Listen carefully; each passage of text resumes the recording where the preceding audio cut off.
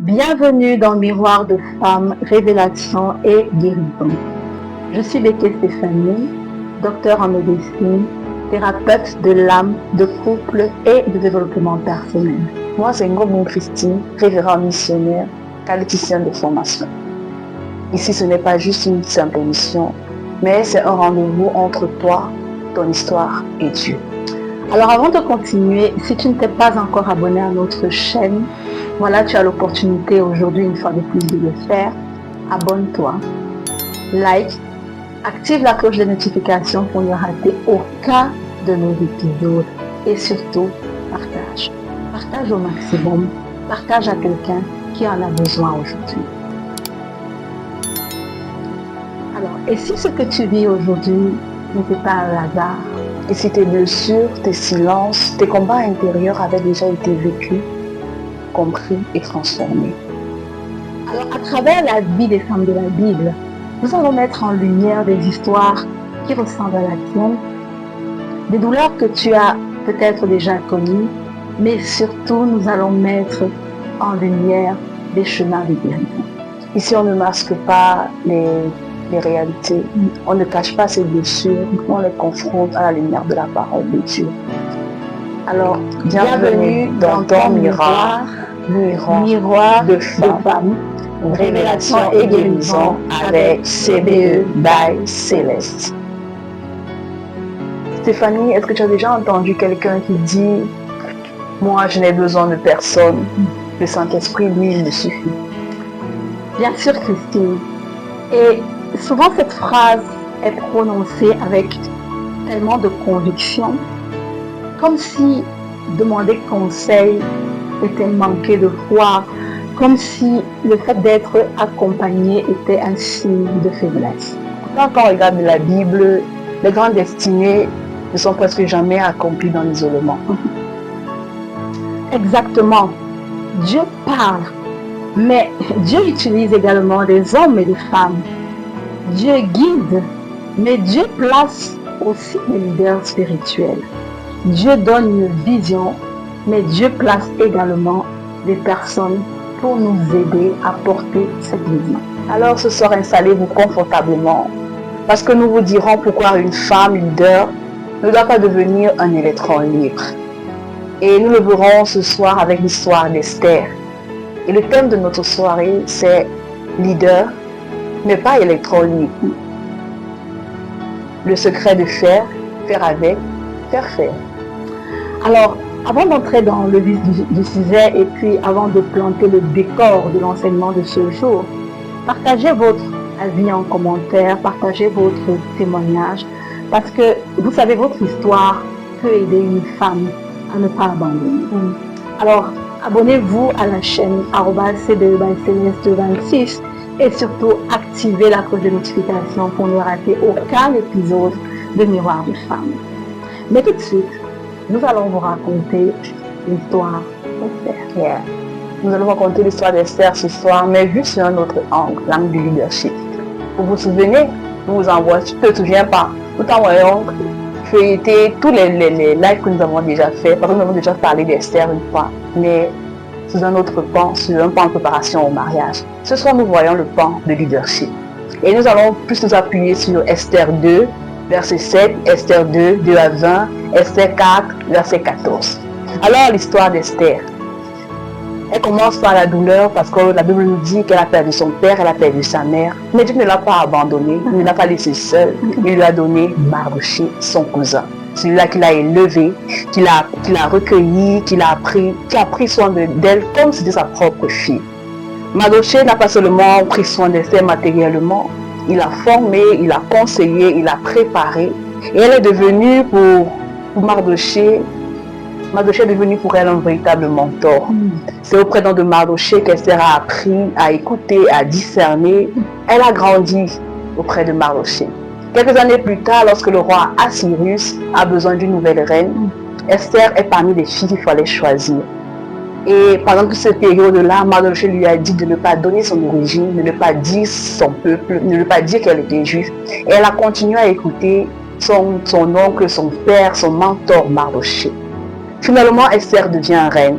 Mais ce qui est remarquable, c'est que une fois qu'elle est élevée en cette position-là, elle ne devient pas indépendante. Esther devait nous faire comprendre que elle continue à suivre les conseils de Mardochée, comme lorsqu'elle vivait encore sous sa protection. Son nouveau statut n'a pas changé son cœur. Elle est restée enseignable. Puis souviens-nous la crise avec Aman qui voulait détruire le peuple juif. Esther, en tant qu'était déjà une reine, elle a eu peur, elle a failli, elle ne voulait pas agir. Mais Mardochée était encore là. Et Mardochée lui fait parvenir cette nouvelle dans Esther 4, verset 14. Il lui dit, qui sait, ce n'est pas pour un moment comme celui-là que tu es devenue reine. Et là, elle se lève et elle prend les mains, elle prend l'action, elle prend le courage à deux mains et elle se lève. Donc par ces paroles, donc, elle comprend donc qu'elle est leader, elle comprend sa position et sa mission. Donc elle sait prendre une décision courageuse, elle demande au peuple de génie, tout le monde à génie. Elle prépare son intervention avec sagesse et elle est prête à rencontrer le roi. Grâce à son courage, à sa stratégie, à la faveur de Dieu, le complot est déjoué et le peuple juif est sauvé. Dans l'histoire d'Esther, nous montre qu'avant d'être une grande reine, elle a été une femme qui a accepté d'être formée. Avant de conduire son peuple, elle s'est laissée conduire. Avant de prendre des décisions pour sa nation, elle a appris des conseils de son mentor. Alors derrière le leadership d'Esther ce soir se trouve Mardochée. Et derrière chaque grande destinée, Dieu place toujours des personnes pour nous enseigner, pour nous encourager, pour nous préparer à accomplir la grande mission que Dieu nous a confiée. Aujourd'hui, nous vivons dans une époque où beaucoup de femmes veulent réussir seules. Elles portent des visions, elles créent des familles, elles créent des entreprises, elles lancent des associations, elles servent même dans des ministères qu'elles dirigent. Mais malgré tout leur talent, malgré leur potentiel, malgré leur volonté de réussir, beaucoup malheureusement finissent fatigués. Pourquoi? Parce que justement, elles portent des fardeaux, elles portent des choses que Dieu n'a pas prévues qu'elles portent seules. Elle veut tout faire, tout contrôler, tout décider, tout gérer. Et parfois même, lorsqu'on leur propose de les accompagner, elles répondent, le Saint-Esprit me conduit. Comme si Dieu ne pouvait pas utiliser des personnes pour les conseiller. Alors, lorsque nous regardons dans la vie d'Esther, nous découvrons quelque chose de fascinant. Dieu avait prévu qu'elle devienne reine. Dieu avait prévu que Esther devait influencer sa nation. Dieu avait prévu que, au travers d'Esther, le peuple devait être sauvé. Mais Dieu n'avait pas prévu qu'elle accomplisse cette destinée toute seule. Non. Avant la couronne, il y avait Mardochée. Avant le palais, il y avait Mardochée. Avant le leadership, il y avait Mardochée. Avant la victoire, il y avait Mardochée.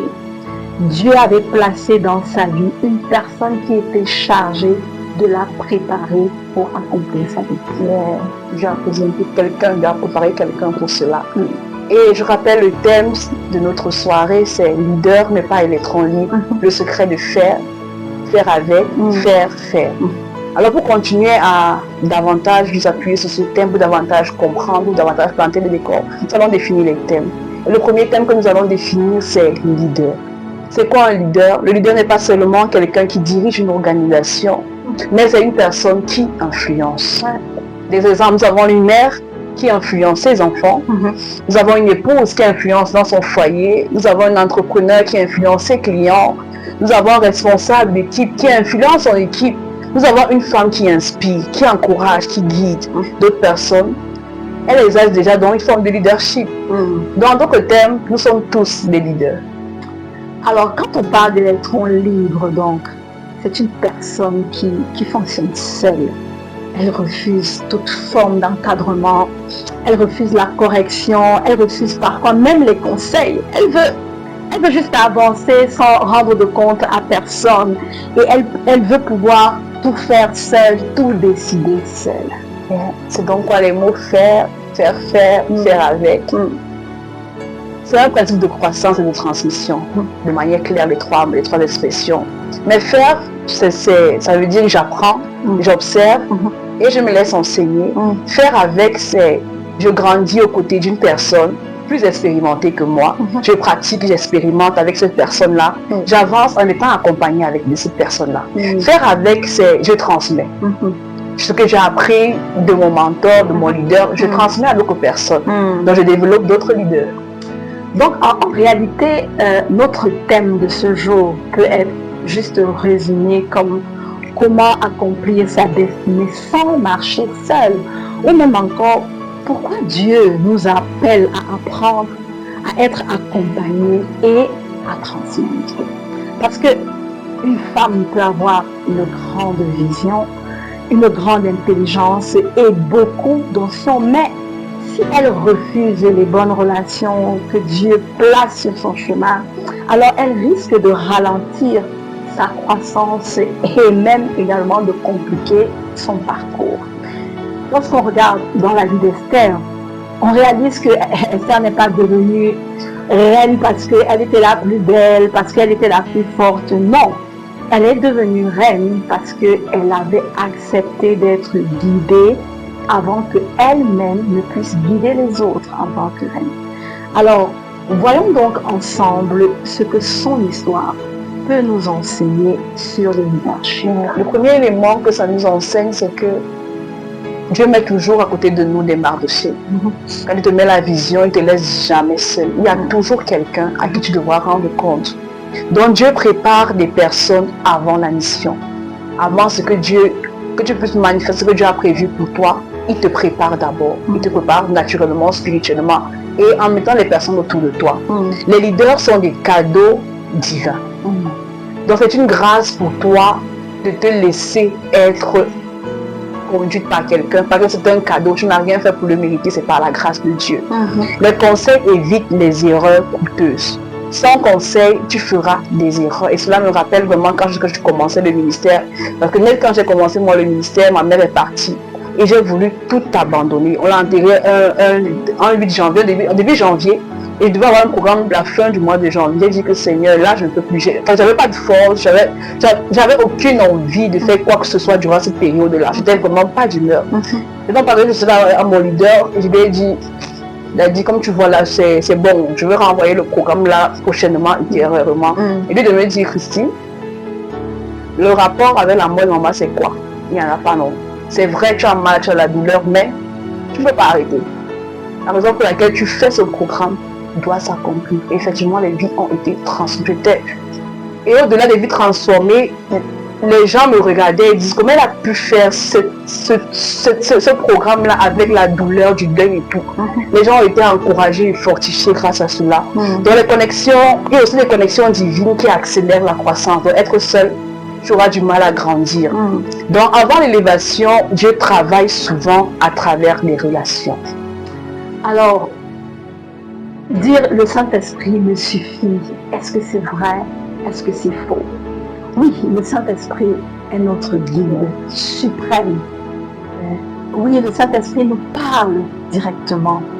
Mais le Saint-Esprit, il peut également, parce qu'il est souverain, il agit comme il veut, il peut également utiliser des personnes. Comme nous avons dans l'exemple d'Esther. Si Dieu voulait uniquement parler directement à Esther, il n'aurait jamais envoyé un Mardochée. Pourquoi passer par les conseils de Mardochée? Pourquoi est-ce qu'il était important que Mardochée accompagne Esther? Parce que tout simplement, Dieu agit au travers des relations. Donc le problème, ce n'est pas de ne pas suivre le Saint-Esprit, ce que le Saint-Esprit nous dit, non. Le problème, c'est d'utiliser le Saint-Esprit comme excuse pour refuser d'être enseigné, d'être accompagné. Donc, dans notre réalité quotidienne, certaines femmes, elles refusent totalement toute forme de mentor, elles refusent toute correction, elles refusent tout accompagnement. Et lorsqu'on les interpelle, elles réagissent en disant « Oh, c'est le Saint-Esprit qui me conduit. » Mais si le Saint-Esprit a placé un Mardochée dans ta vie, alors pourquoi est-ce que tu refuserais ce cadeau? Donc, en continuant d'utiliser l'exemple d'Esther, nous allons maintenant parler du faire, du faire faire et du faire avec. Esther apprend, Esther apprend avant d'influencer son frère. Elle a appris à écouter, elle a appris à observer, elle a appris à recevoir des conseils. Elle a appris à accepter d'être formée. Avant d'être reine, Esther était d'abord une élève. Et elle est même toujours une élève pour son Mardochée jusqu'à la fin de sa vie.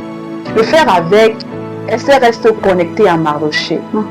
Le succès ne doit pas te rendre indépendant. Pas parce que tu as réussi, tu te dis que non, je ne connais plus un Mardochée, je suis seule, je suis capable de faire les choses seule. Non. Le succès ne t'est. Tu es toujours dépendre de quelqu'un. La croissance exige la relevabilité.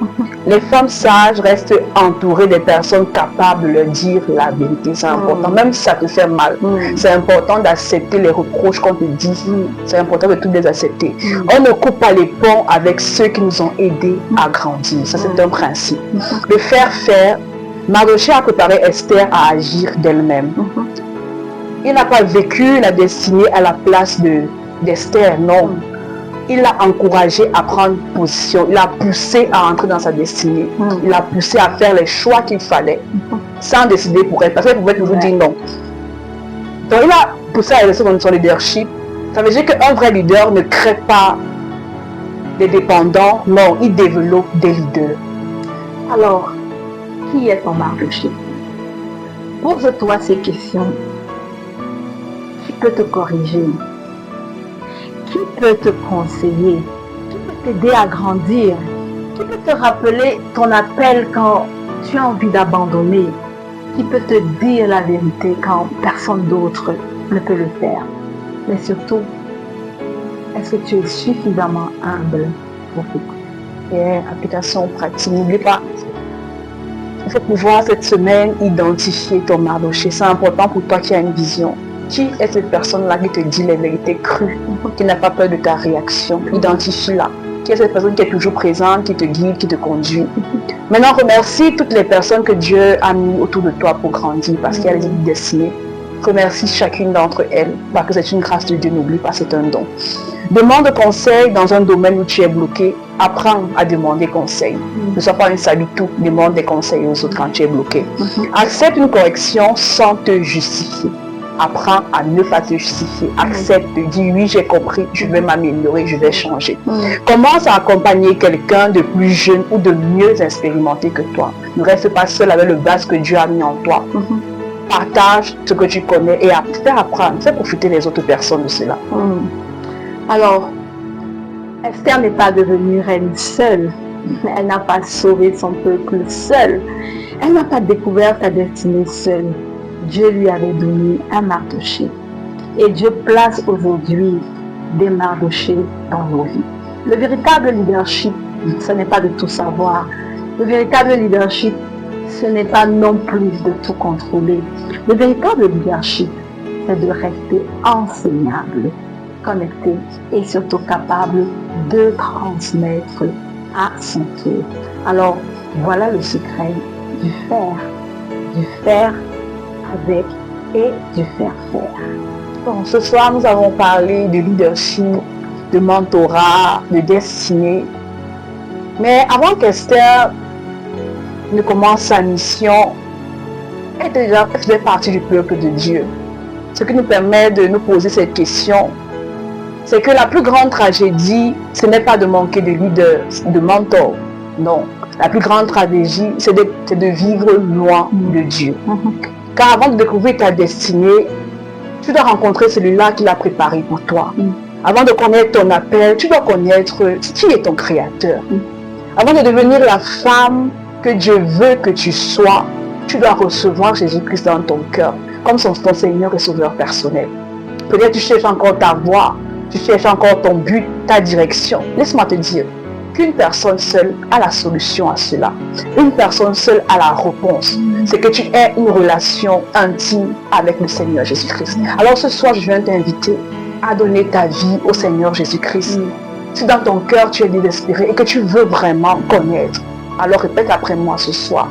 Seigneur Jésus, j'ai besoin de toi. Je reconnais que sans toi, je suis vide et j'ai besoin d'être guidé, d'être conduit par toi.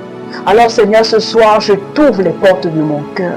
Je t'accepte dans mon cœur comme mon Seigneur et mon Sauveur personnel. Viens et fais de moi la personne que tu veux que je sois. Merci Seigneur, parce que tu me guides comme tu veux. Au nom puissant de Jésus-Christ. Amen. Amen. Si tu as fait cette prière avec sincérité, tu es devenu un enfant de Dieu. Alors, souviens-toi que Dieu ne t'a jamais appelé à marcher seul, mais à grandir avec des personnes qu'il place sur ton chemin. Donc, si cette émission t'a édifié, partage-la avec une femme qui en a besoin. Et surtout, abonne-toi à la chaîne pour ne rater aucun épisode de Miroir de Femmes. Que le Seigneur te bénisse, qu'il te fortifie et qu'il te conduise dans l'accomplissement de ta mission. Alors, c'était Miroir de Femmes, parce qu'une femme éclairée change toute une destinée. Alors, restez connectés chaque mercredi à 17h. Shalom.